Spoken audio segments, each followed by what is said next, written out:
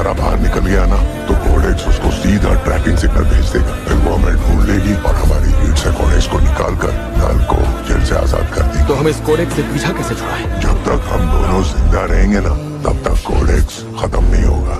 अगर हम में से कोई एक खत्म नहीं तो समझो कोडेक्स भी खत्म। मैं बली का एलियन नहीं बनूंगा। भाई मैं ये क्या कर रहा है? मैं तुझे कभी नहीं भूलूंगा और तू भी मुझे कभी मत भूलना एडी। नहीं